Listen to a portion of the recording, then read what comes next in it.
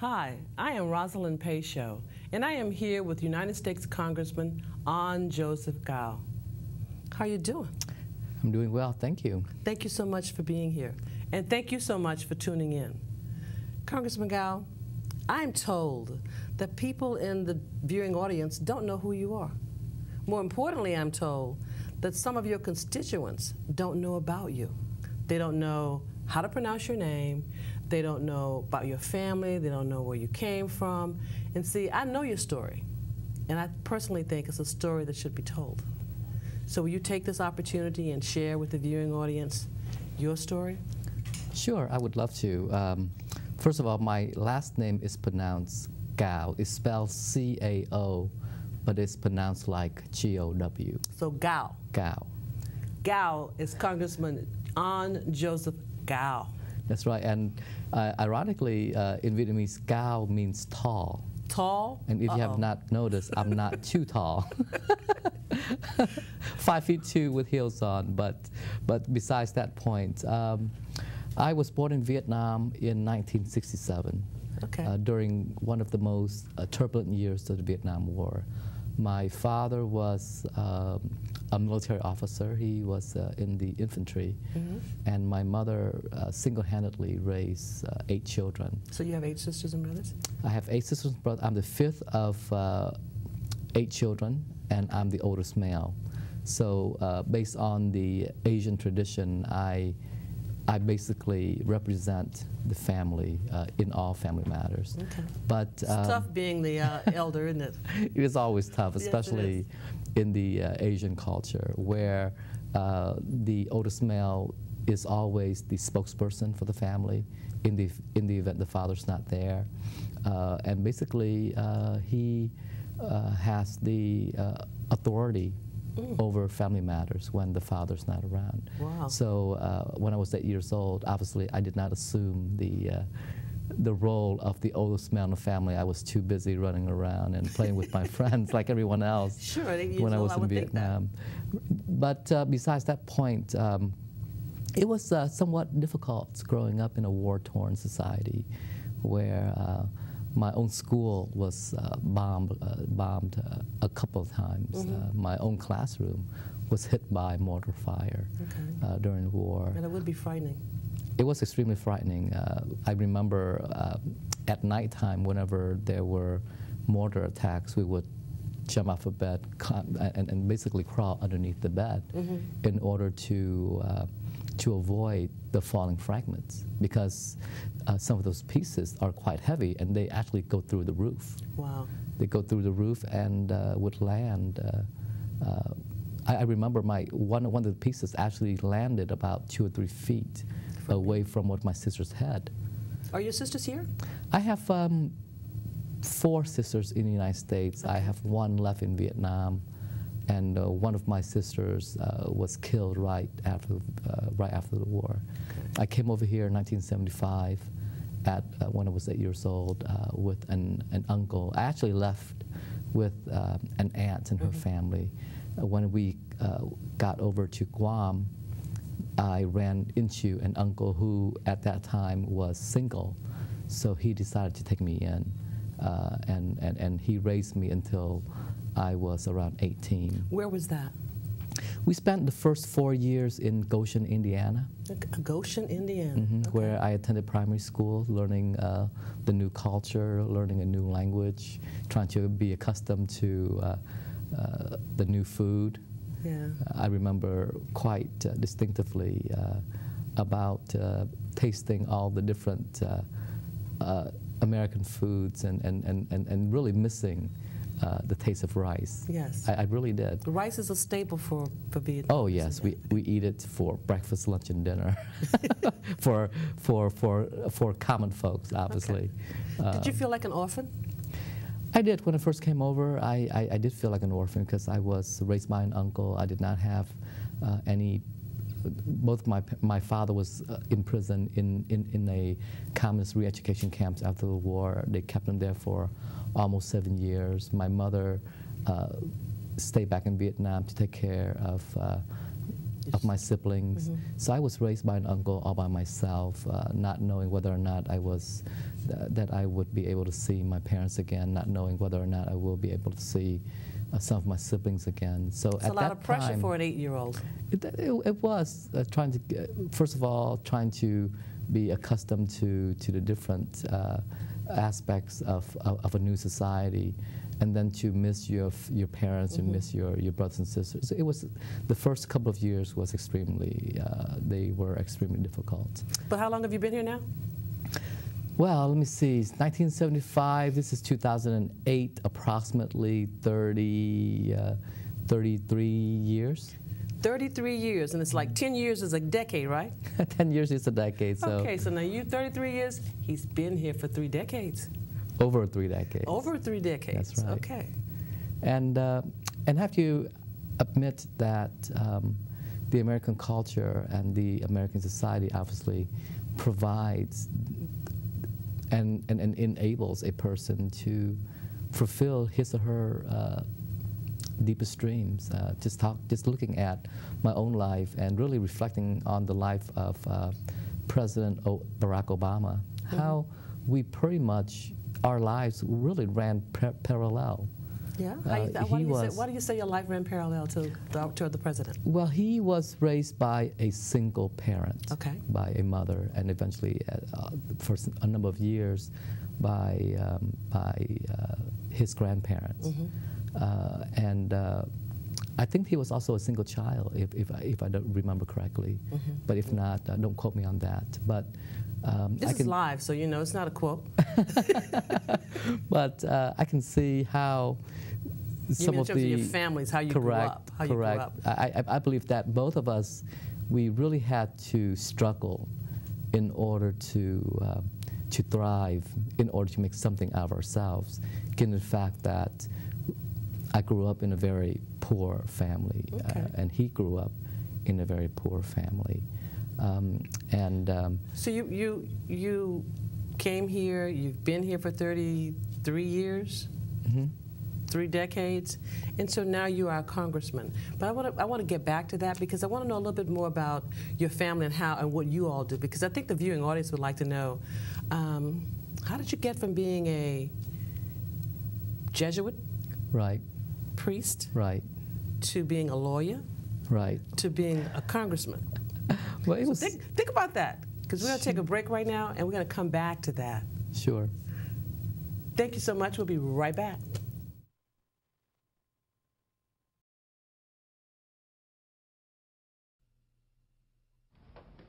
Oh, those boys are much too much. Those boys are much too much. We got the spirit. We're hot. We can't be stopped. We got the spirit. We're hot. We can't be stopped. We're going to beat them and bust them. Beat them. The smallest moments can have the biggest impact on a child's life. Let's get a little bit rowdy. R-O-W-D-Y. Take time to be a dad today. Oh, those boys are much too much. Those boys. If a natural disaster happened and we were outside the home, we would probably all meet, I'll say, around the grocery store, you know. We would all meet at a bus stop. That is our meeting place. Well, we would probably just meet out in front of the house. Oh, we'd probably meet at our neighbor's house. If you have no plan, then you can just plan what to do as it happens.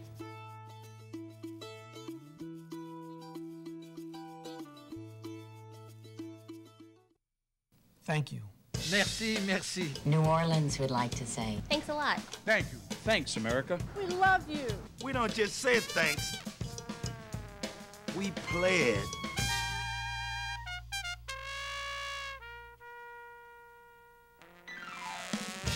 And now we'd like to say thank you in person. Come on down, America.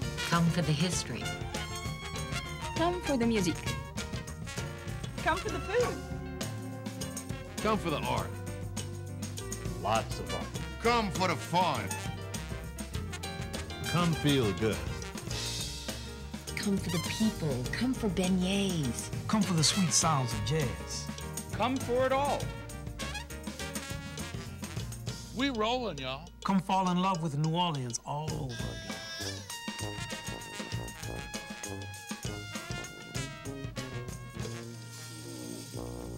What you waiting for? Welcome back to Collaborations with Congressman Joseph Cao. I am your host, Rosalind Pacho. Thank you again, Congressman, for being here. Well, thank you. We were having a conversation earlier about how you made a journey from Vietnam to the United States, and we established that it was like 3 decades ago. You've been at 33 years? Yes. How do you make a journey from the Jesuit seminary to the halls of Congress? Well, when I first entered college at Baylor University. Baylor? Baylor University Where's in Baylor? Waco, Texas. Okay. And I had the intention of eventually wanted to go to medical school and become a medical doctor.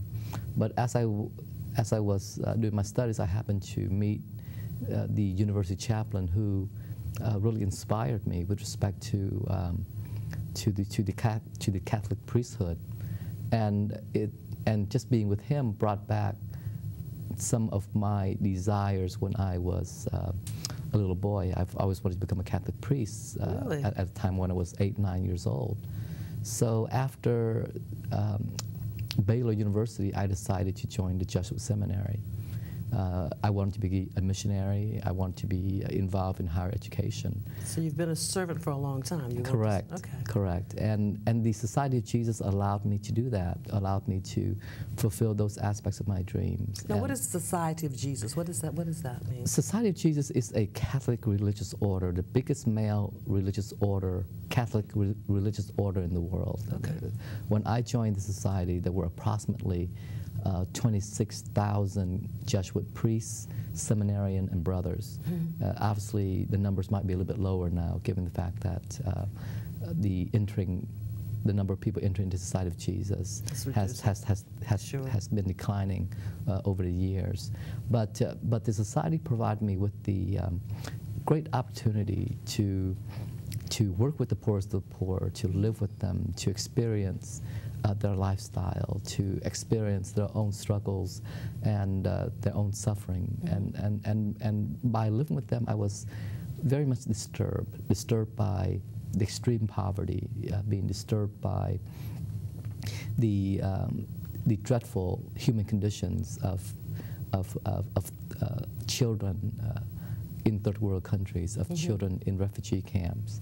And I remember quite vividly at that time, I wanted to be involved in society in order to promote social change. So you wanted to make a difference in... I wanted to make a difference in society. I could have done that through the Society of Jesus, but I thought the faster way to do it would be politically involved, would you go into politics. Go to the halls of Congress? That's right. That's right. I did. I thought about eventually running for a political office and hopefully to eventually to make it to Congress. I didn't think that I would be able to do it in 12 years or so. Yeah, a lot of people didn't think you'd be able to do it in 12 years or so. But when I left the Society of Jesus in 1996, before leaving the society, I was teaching at Loyola University in New Orleans. So what did you teach at Loyola? I taught ethics and ethics at Loyola in New Orleans, and Louisiana? introduction to philosophy and some aspects of it touch with political philosophy. Okay. I received my graduate degree from Fordham University, also a Jesuit university.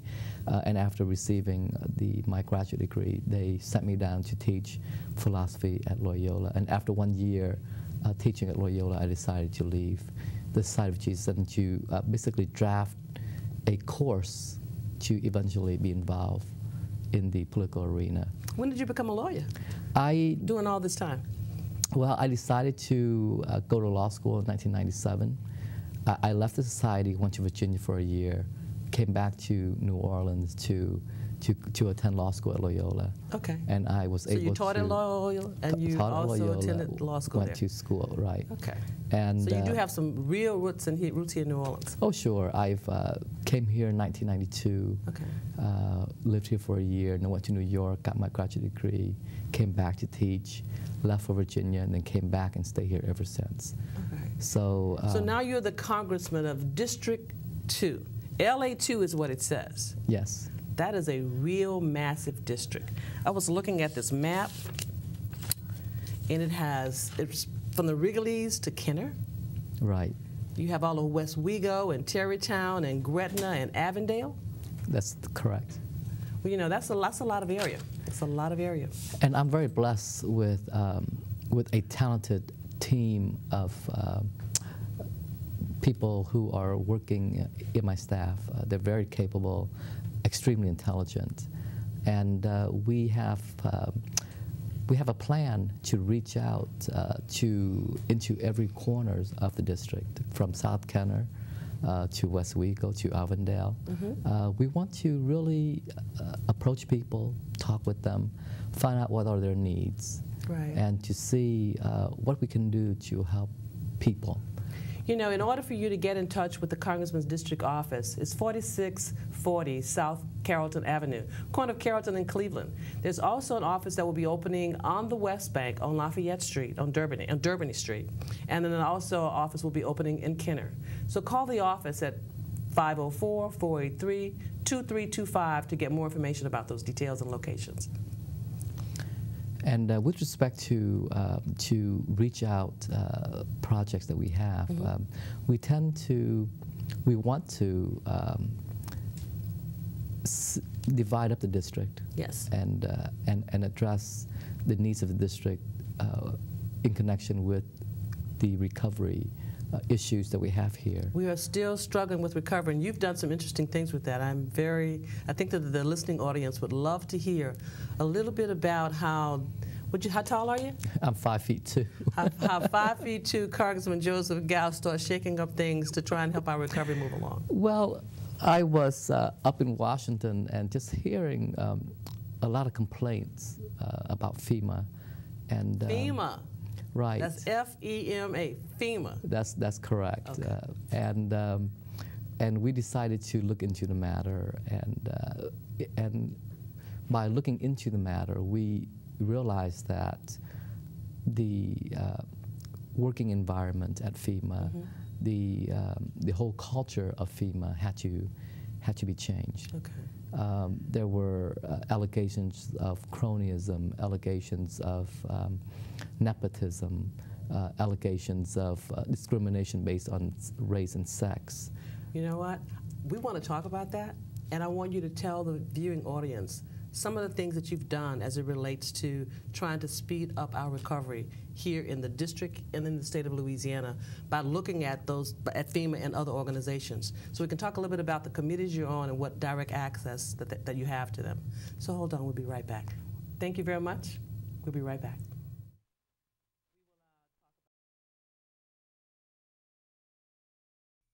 If a natural disaster happened, we'd probably all meet around the grocery store. We would all meet at a bus stop. Oh, we'd probably meet at our neighbor's house.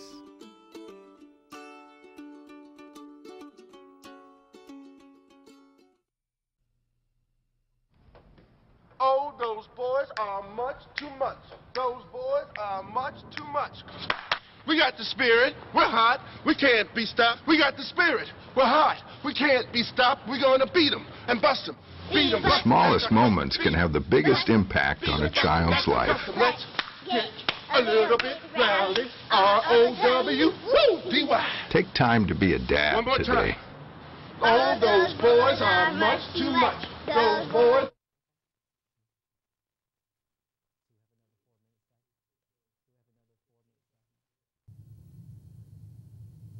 Welcome back to Collaboration with Congressman Joseph Cao. Did I pronounce it right? You pronounce it very good. Pronunciation is Cao. You know, I know that a lot of you in the viewing audience have been wondering, how do you pronounce the congressman's name? Well, his name is Congressman Joseph Cao. Did I do good? Very well. We were talking a little bit about some of the things that you're involved in Congress and about FEMA, but tell the viewing audience, what committees do you serve on? I serve in two committees, Okay. the Transportation and Infrastructure Committee and also the Homeland Security Committee. Wow. And both committees have oversight of FEMA. How did you work that out? Well, we lobby for the committees. Okay. Congratulations, because both of those are very important to Louisiana. That's the reason why we lobby for them, Okay. because we realize that in order to speed the recovery process forward, we have to address some of the problems associated with federal agencies. During the time that I've been in Congress, we were able to address the recovery needs of the district. How have you done that? How have you done that? How have you Basically changing the culture at FEMA, changing the senior staff, which I believe were the problems behind the slow recovery process that we have down here. So we were able to shake up FEMA to make the changes that we need. We have a congressman that's shaking up FEMA. That's a biggie. Now, how did you shake up FEMA? You changed the staff? Well, one day I decided to make an unannounced visit to the TRO office here in New Orleans. You think that because you're congressman, you can just go into the TRO in New Orleans? Well, I do have oversight of FEMA. Okay. So being in that position, I believe that I do have the authority. I stand corrected, sir. I didn't know. I do have the authority to go in there and to see what's going on. Okay. And we were able to get some names and phone numbers and corroborate some of the allegations that were happening at FEMA. And from there, we were able to request changes among some of the senior staff members in order to change the culture and in order to change and improve the working environment of FEMA. Because I believe that when workers are unhappy, they're not going to perform and do a good job. I believe that too. And for us to enable the FEMA workers to be happy, and let me convey the message that we appreciate everything that all of the employees of FEMA have done for the district. Thank you, and I think that's very important for the employees to know. And we appreciate their services. We appreciate what they have done for our people. And we appreciate your making it possible for them to have a different working environment so they can do their jobs. Correct, and that was our main focus, is we realized that in order to promote progress, in order to promote change, we had to change the problem. What happens in Transportation Committee? What's that control? What do you do there? Well, in Transportation Committee, we deal a lot with obviously transportation issues such as highways, the airport, highways, the train, rails. So can we get a train? Well, we are trying to. I'm trying to push for a light rail between the Orleans airport and hopefully downtown, and maybe extend it into New Orleans East. New Orleans East. Right. We have various projects in order to address the recovery issues in New Orleans East. Specifically, we're pushing for the reopening of Methodist Hospital. We are pushing for a Walmart to be open out there in New Orleans East. I believe that is already in plan. Walmart's already in plan? That's correct. Do you hear that, viewing audience, for New Orleans East? The congressman is pushing for a Walmart. He is pushing for Methodist to be Methodist reopened. Hospital to be reopened. What else do you need in New Orleans East? You should call 483-2325 and make some suggestions. And you must get involved to help the congressman do what you need for him to do for you in New Orleans East.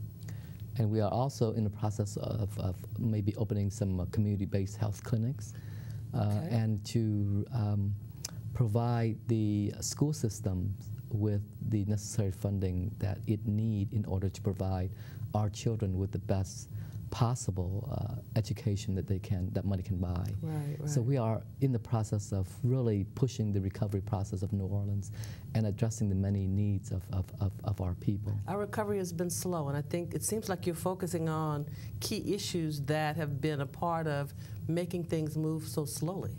Correct. I believe that in order for us to move more quickly in this whole recovery process, we have to get all the federal agencies together, those agencies that are involved in specific issues, and get the state and get the local governments to be involved in the conversation.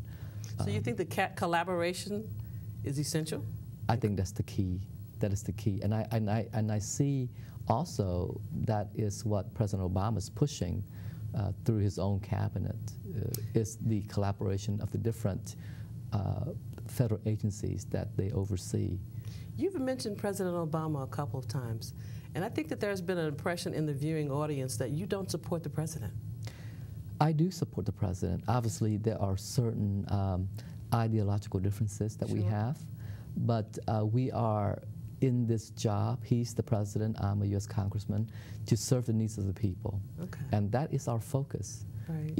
Even though we might have differences, but that does not prevent us from sitting down to as men, talking as people, as rational people, to discuss the needs of the country. And the recovery issues obviously transcend party lines, transcend racial lines. Whether you are Republican or Democrat, black or white or Asian, we want a good New Orleans. We want a good second congressional district. We want a vibrant Jefferson Parish, a vibrant Orleans Parish, irrelevant of which party we belong to. Okay. So even though there might be ideological differences, there might be policy differences, but again, at the end of the day, he works for the American people.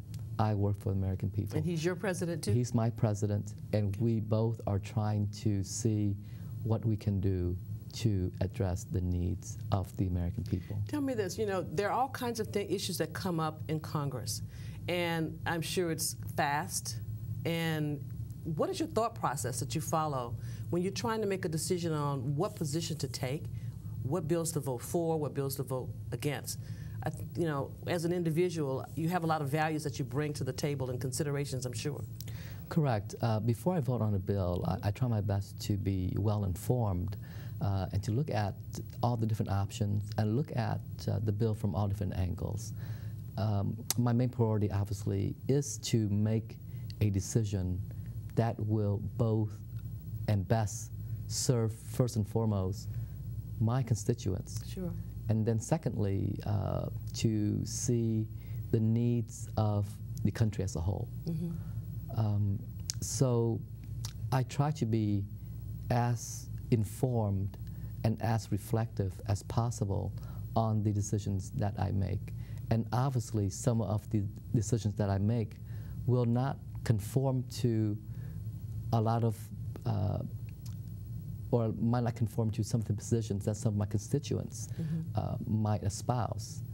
But then again, as a U.S. congressman, I have to make the decision that I believe best serves the needs of my constituents. Do your values and your culture and your lifestyle come into play? That's pretty much obvious. Okay. Every one of us, we come and we make decisions in life based on many various factors, based on how we were raised within our own family, based on our religious faith, based on our moral compass, based on your ethical values or moral values, various factors. If a person would come to me and say, oh, I can make those decisions independent of all those factors, I would have to say that that person might not understand human nature quite as comprehensive as he or she might think. So I believe that when a person makes a decision, we carry all of these influences from our past in order to make a decision. We try to obviously make the most and possible well-informed decision, but ultimately the decision will have to be based on the needs of the people. What would you like to say to the viewing audience about what you're doing, how to get in touch with you, or just what do you want them to know? Well, we have the DC office that people can access my website, can call to try to, if they want to see me, they can either arrange to see me in Washington, D.C., or arrange to see me when I'm down here at the district. I usually fly into the district on Thursday and be at work in the district on Friday, and sometimes during the weekends. The number for the Washington office and the address for that office will be at the bottom of the screen, and the same will apply to the New Orleans district office. So, that's people want to be able to get in touch with you. They want to know that you are accessible and concerned about what's happening in the district. And I think that this is a great opportunity for you to be able to tell your story, so that people will know who you are and that you represent them. and they can know how to pronounce your name? Well, my office is an open door, and I would ask that people use the opportunity in order to come and assist us in the rebuilding process. Yeah. You know, one of the things that I've learned in being involved in your office is that people call the congressional office for all kinds of things. And sometimes they don't realize that there are certain things that are not in the privy of the congressional office to be able to do. But call anyway. Correct. That's what they need to do. So we could try and direct them to someplace else to be able to get the assistance. Correct. If it can't be provided by your staff. That's absolutely correct. Okay. Thank you so much for tuning in to Collaboration with Congressman Joseph Cao. You know, education is the key, but it will take collaboration and coordination to rebuild New Orleans.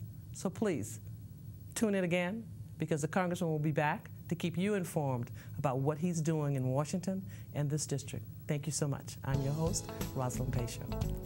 Thank you.